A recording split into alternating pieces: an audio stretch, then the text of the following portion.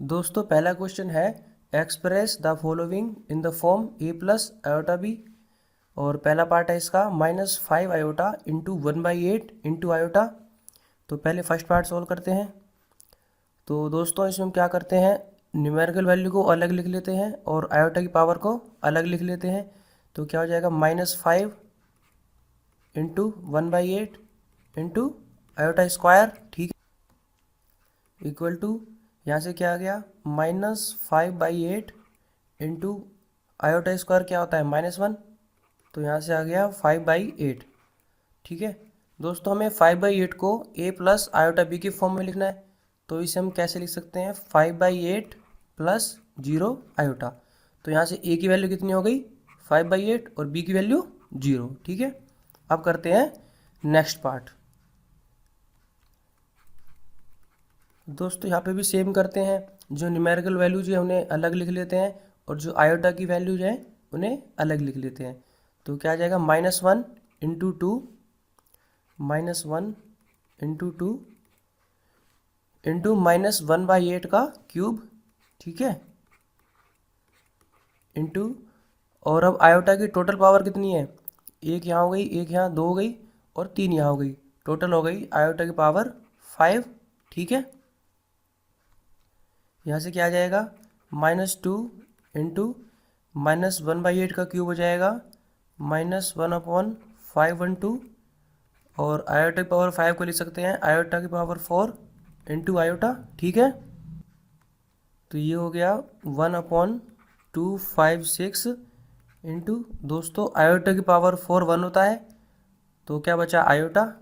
तुम्हारा आंसर क्या आ गया आयोटा/256, ठीक है।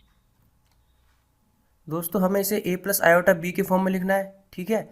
तो आयोटा का टर्म तो है लेकिन यहाँ पे जो रियल पार्ट है वो मिसिंग है।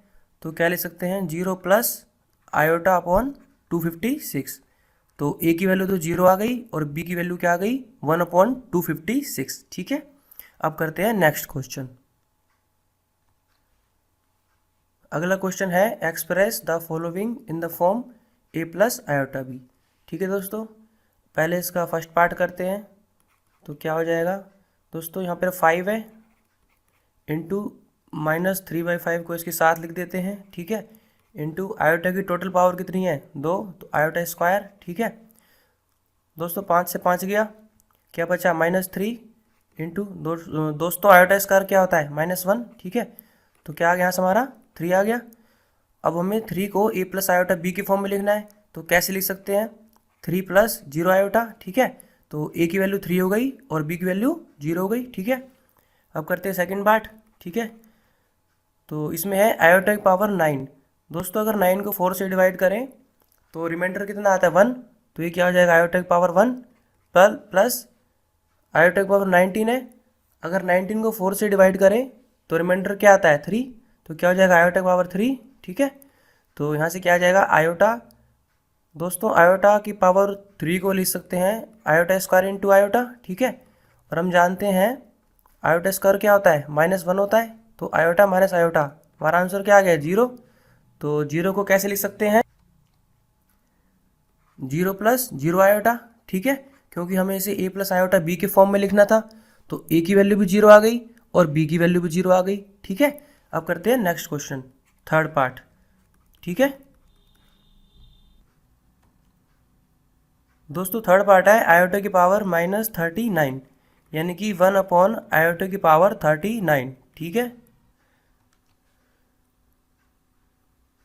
अब दोस्तों हमें आयोटा की पावर 39 की वैल्यू निकालनी है।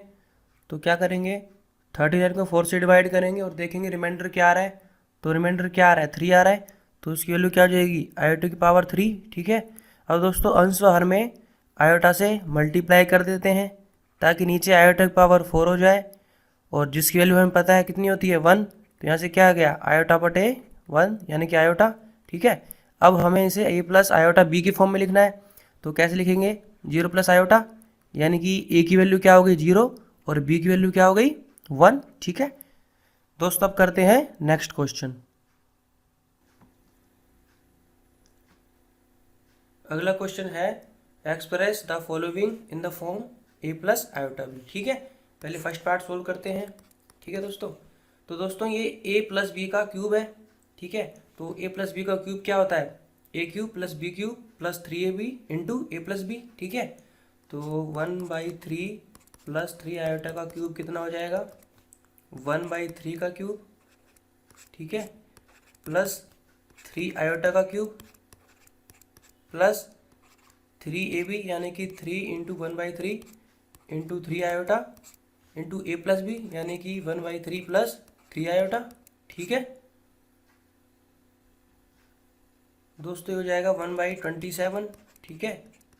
ये हो जाएगा 27 आयोटा क्यूब प्लस ये हो जाएगा 3 से 3 जाएगा दोस्तों, क्या आ जाएगा 3 आयोटा अपोन में 3 है प्लस 3 आयोटा इंटू 3 आयोटा यानी कि 9 आयोटा स्क्वायर, ठीक है।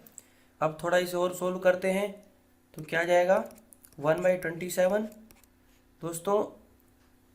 आयोटा क्यूब क्या होता है यानी कि माइनस आयोटा, तो ये हो गया -27 आयोटा, ठीक है, प्लस आयोटा और दोस्तों आयोटा स्क्वायर क्या होता है -1, तो ये हो गया -9, ठीक है। अब दोस्तों रियल पार्ट अलग लिख लेते हैं और इमेजिनरी पार्ट अलग लिख लेते हैं, ठीक है। तो क्या आ जाएगा 1/27 -9, ठीक है, ये रियल पार्ट हो गया इसका। और प्लस आयोटा कॉमन ले लेते हैं, 1 - 27, ये क्या हो गया इमेजिनरी पार्ट, ठीक है दोस्तों। अब ये सोल्व करते हैं तो आ जाता है हमारा -242 अपॉन 27 -26 आयोटा, ठीक है। तो हमने इसे a प्लस आयोटा b के फॉर्म में लिख दिया, ठीक है। तो a की वैल्यू क्या आ गई -242 अपॉन 27 और b की वैल्यू क्या आ गई -26, ठीक है। अब करते हैं दोस्तों इस क्वेश्चन का सेकंड पार्ट, ठीक है दोस्तों। इसका सेकंड पार्ट है -2 -1/3 आयोटा का होल क्यूब, ठीक है। तो दोस्तों ये भी एक तरह से a प्लस बी का होल क्यूब है, ठीक है। तो क्या हो जाएगा ये a क्यूब प्लस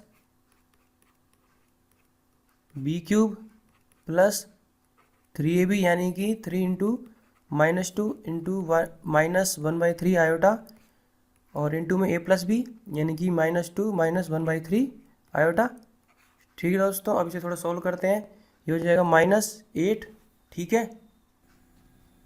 ये हो जाएगा -1/27 का इंटू आयोटा क्यूब, ठीक है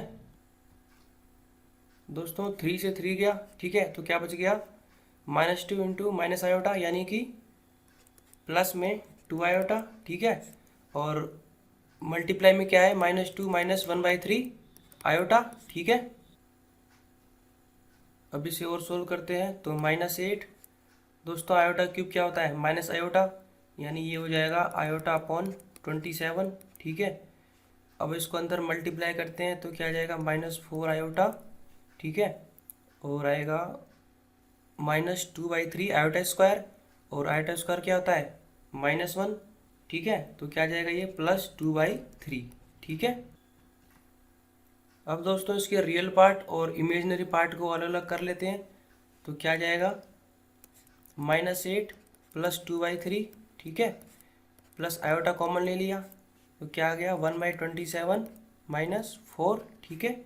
अब दोस्तों इसे सोल्व करते हैं तो आ जाता है -22/3 -107 अपॉन 27 आयोटा, ठीक है। तो दोस्तों हमने इसे a प्लस आयोटा b के फॉर्म में लिख दिया, ठीक है। तो a की वैल्यू कितनी आ गई -22/3 और b की वैल्यू कितनी आ गई -107 अपॉन 27, ठीक है।